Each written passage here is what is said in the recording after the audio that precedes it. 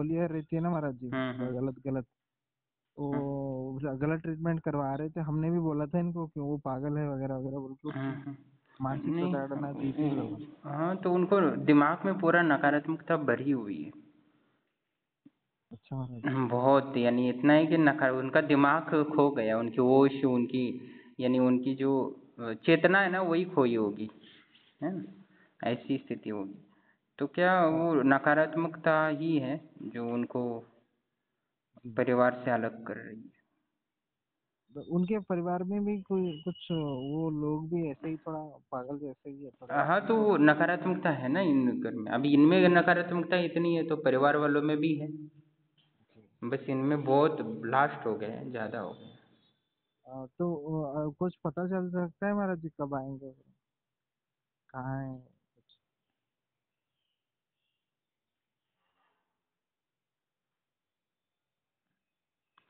हाँ, संभावना है वापस आ जाए। जी। अब अब क्या मतलब, अभी इंतजार ही करना पड़ेगा महाराज जी हमको। पुलिस कंप्लेंट किया? दिए महाराज जी, कंप्लेंट तो दी है उन्होंने हम्म। अभी। 24 घंटे के बाद ही एफआईआर फाइल होगी बोल रहे थे। अच्छा तो अच्छा। अभी तो रात को पेट्रोलिंग वगैरह की है उन्होंने, हम्म। हमने भी किया है, तो मिले नहीं हो कहीं पे।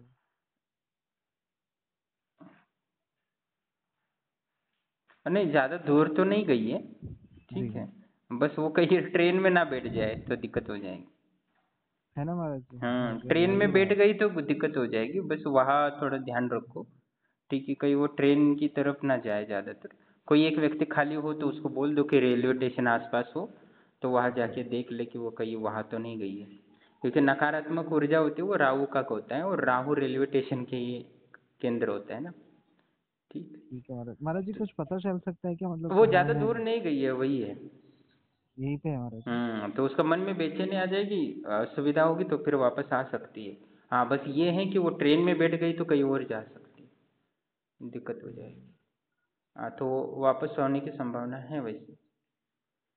जी महाराज। ठीक है, आप ऐसा करो कि तो ब्रह्मलोक आश्रम की शक्तियों को जो मंत्र दिया था ना, जी ठीक है, महाराज जी। वो समर्पित करके नहीं तो ओम नमः शिवाय ओम, जो बाकी उनके परिवार वालों को बोलो कि ओम नमः शिवाय ओम जप करे।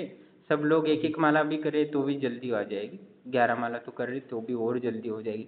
आश्रम की शक्ति को बोले कि इनके मन बुद्धि में ये डाले कि वो वापस आ जाए, आश्रम की शक्ति को बोले ये वापस आ जाए, ठीक। जी महाराज। तो ये जब किसी समर्पित करेंगे तो हो जाए। All the best. ठीक है, धन्यवाद ज़्यादा महाराज। तो दूर नहीं गई है, बस रेलवे स्टेशन की तरफ ना जाए वो, बस। ठीक। ऑल द जी बेस्ट। महाराज। जी।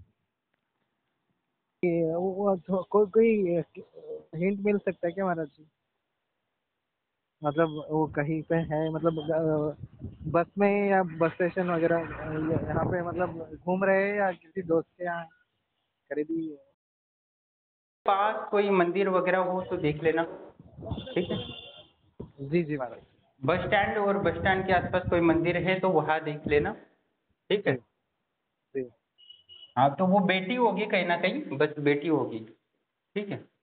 ठीक है महाराज जी, स्टेशन भी वो देख अभी, लेते हैं। हाँ, वो 2-3 घंटे तो बेटी रहेगी कहीं ना कहीं, ठीक है। अच्छा महाराज हाँ, जी। दो तीन अभी जहाँ भी है, वो अब 2-3 घंटे तक वो बेटी रहेगी, घूमेगी नहीं अब। अभी ठीक है थक के महाराज। बैठ गई, कहीं घूमेगी क्यों, तो थक के अभी बैठी है तो वहाँ से घूमेगी नहीं। आसपास बस स्टैंड के आसपास या मंदिर के आसपास वहाँ के वही एरिया में देखो, बस रेलवे स्टेशन और बस स्टॉप, बाकी वो एक मध्य नहीं गई। जी महाराज जी। धन्यवाद महाराज।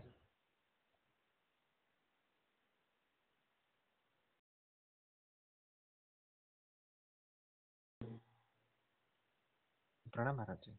हाँ, प्रणाम, बोलो। आंटी महाराज जी मिली कि वो नहीं? दीदी, जी मिल गए महाराज जी।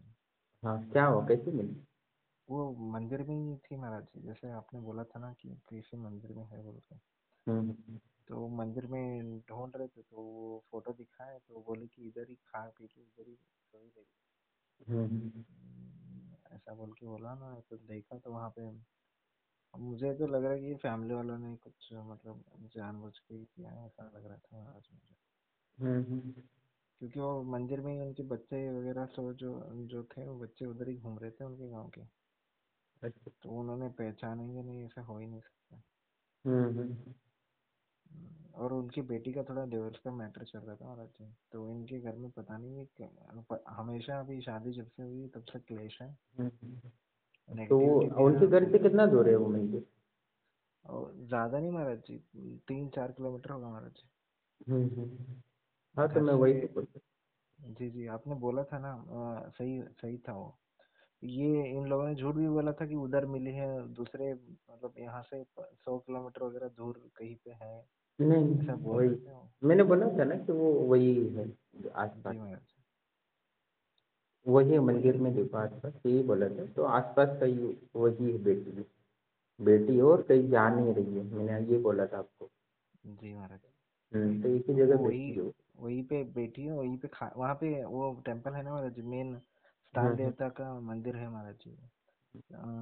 वहाँ वहाँ पे खा खा भी वही रही है और सोई भी हुई है। वो उसको दूसरी भाषा आती भी नहीं है, जो अच्छा। दूसरे स्टेट को चली जाएगी, गाँव को चली जाएगी। हम्म। हमारा रीजनल लैंग्वेज कन्नड़ा है, तो कन्नड़ा ही बोलती है, उसको कुछ नॉलेज भी नहीं है हाँ तो इधर तेलुगु भी अलग है ना वहाँ का, तमिल अलग है। नहीं महाराज, कन्नड़ा कन्नड़ा है महाराज जी हमारे। हाँ आपका कन्नड़ है, दूसरे राज्य थोड़ा सा इधर जाएंगे तो तेलुगु है, उधर हाँ तमिल है, महाराज, इधर मराठी, वो मराठी मलयालम भी, है। मराठी और ये तेलुगु तमिल बॉर्डर पे ही लगते हैं महाराज जी सारे। हाँ तो इधर मराठा ही है, तो क्या जी हाँ। मुश्किल हो जाता है, हिंदी चलती नहीं है वहाँ ज़्यादा। जी महाराज जी, ठीक कुछ है कोई बात दक्षिणा नहीं, मिल वगैरह गई पूछा तो। नहीं हमने, दक्षिणा वगैरह कुछ भेज दे महाराज जी। नहीं आप तो आश्रम से जुड़े हो ना, तो आपकी मदद करते रहे बाकी कुछ नहीं। ठीक है महाराज जी। महाराज अपने जी पे और एक एक ये था, प्रश्न था आपको हाँ। कि एक गौट। प्रणाम दोस्तों, जैसे कि आप ऑडियो सुन रहे थे कि उनके घर के एक परिवार की सदस्य महिला थी, वो गायब हो गई थी। तो उन्होंने मुझे कॉल किया था, तो मैंने बताया था कि ब्रह्मलोक आश्रम की शक्तियों को समर्पित करो मंत्र और उनसे प्रार्थना करो कि वो मिल जाए पूर्ण। और उन्होंने वैसा किया और उसके बाद उन्होंने फिर अगले दिन मुझे कॉल किया, तो वो खोज रहे थे। तो मैंने बता दिया उनको कि वो तो ज़्यादा दूर गई नहीं है, उसी गांव में है और किसी मंदिर या बस स्टैंड या उसी के आसपास की एरिया में है। और उन्होंने उसी एरिया में खोज की और वो मंदिर में वो दिखी। और मैंने कहा था कि उनको वो कहीं जा नहीं रही, एक जगह बैठी है। और वही सत्य हुआ और वो मंदिर में ही वो रह रही थी। और अगले दिन ही उनको मिल गई और उसके बाद उनकी खोज पूरी हुई। और संसार में ऐसी बहुत सारी नकारात्मक ऊर्जाएं होती हैं जिनको हम समझते नहीं हैं। कहीं ना कहीं वो हमारे मन, बुद्धि, आत्मा और घर में अपना घर बना लेती है, जिसके कारण हमारे परिवार से अलग करती है। बहुत सारे ऐसे लोग हैं जो नकारात्मक शक्तियों के प्रभाव में रहते हैं, पर हमें पता नहीं चलता। हमें लगता है कि वो मानसिक विक्षिप्त है, ये है वो है। पर हमें उस सही से आध्यात्मिक गुरु से इलाज कराना ज़रूरी है, जिससे कि वो मानसिक और शारीरिक रूप से ठीक रहे और उनका जीवन सुगम और सरल हो जाए। तो उनके रिश्तेदार की जो बीमारी थी वो नकारात्मक शक्तियों के कारण ही था, उनके प्रभाव था। तो इस वजह से वो दिक्कत थी। तो जो आश्रम से जुड़े थे उन्होंने बताया, तो तुरंत मैंने बता दिया कि या हो सकती। तो उन्होंने देखा और वहाँ उनको मिल गई है। और आश्रम की शक्तियाँ हर समय हर व्यक्ति को, जो भी आश्रम से जुड़ा होता है, मदद करते रहती है, इसमें कोई संशय नहीं। जो एक बार आश्रम से जुड़ता है, आश्रम की शक्तियाँ आजीवन उसको मदद करती है। उसके लिए कोई एक्स्ट्रा शुल्क देने की ज़रूरत नहीं। जैसे कि साधक पूछ रहा था कि मैं गुरु, वो पिछले अब अभी 15-20 दिन ही हुए वो आश्रम से जुड़े हैं। और उन्होंने वो, उनको पता नहीं था शायद कि, तो उनको बोला था कि वन टाइम शुल्क होता है, उसके बाद 1 रुपया भी देने की ज़रूरत नहीं है। तो उनको ये काम हो गया, तो उनको लगा कि अभी ज्योति बहुत सारा पैसा मांगने लगा, दक्षिणा मांगूंगा, ऐसा लग रहा था उनको। पर वो संकोच और पूछ रहे थे। पर मैंने कहा कि मैं एक बार जो वन टाइम शुल्क होता है उसके बाद 1 रुपया भी नहीं लेता किसी से।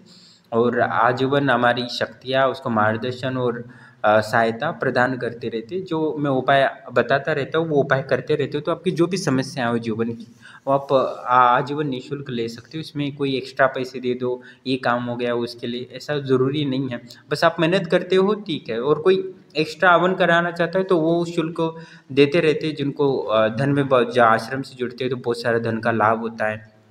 किसी को अच्छी पत्नी मिल जाती है, किसी को अच्छी जॉब मिलती है, तो वो खुशी से देता है, इसमें कोई संशय नहीं। और वो मैं हवन के लिए ही यूज़ करता हूँ और उनके बाकी नकारात्मक दोष और पाप कर्मों को नष्ट करता हूँ, जिससे कि उनको और धन ऐश्वर्य और भौतिक सुविधाओं की उपलब्धि और आध्यात्मिक के सारे रास्ते खुल जाए और दिव्य ज्ञान प्राप्ति के लिए दिव्य चेतना की प्राप्ति हो। इसलिए मैं बुद्धि और उनकी बीमारियां दूर करने के लिए वो आह्वान करता हूँ, तो भविष्य की उनकी जो बीमारियां होती है वो भी दूर हो जाती है।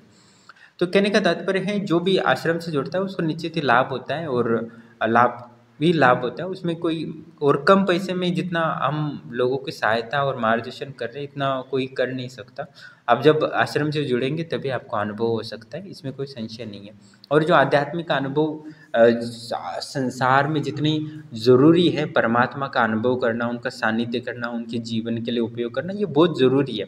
इसलिए मैं हर व्यक्ति को बोलता हूँ जितना हो सके उतनी ज़्यादा सिद्धियाँ प्राप्त करो, जितना जीवन सुगम हो जाएगा, और जीवन सुगम हो जाएगा उतना ही आप आध्यात्म के लिए आराम से प्रयास कर सकते हो और मुक्ति का मार्ग और परम ज्ञान को प्राप्त कर सकते हो। जैसे भौतिक विज्ञान है, कितना विकास हुआ है तो उतनी सुविधाएं बढ़ी है, जीवन उतना सुलभ और सरल हो गया है, मेहनत कम पड़ रही है खाने पीने के लिए। तो वैसे ही हमें आध्यात्मिक देवी देवताओं की ऊर्जा को भी एकत्रित करना चाहिए, उस ज्ञान को भी एकत्रित करना चाहिए, जिससे कि हम शारीरिक और मानसिक रूप से बहुत ही स्वस्थ हो सके। आध्यात्मिक के सिवा शरीर और मन को स्थित या बुद्धि को स्थिर और पावरफुल बना नहीं सकता। इसलिए आध्यात्मिक बहुत ज़रूरी है जीवन के लिए, और मैं अनुभव आपको डालता रहता हूँ तो आपको स्वतः ही स्पष्ट हो जाएगा कि आध्यात्मिक जीवन के लिए कितना ज़रूरी है, आनंदपूर्ण और सुखमय जीवन के लिए।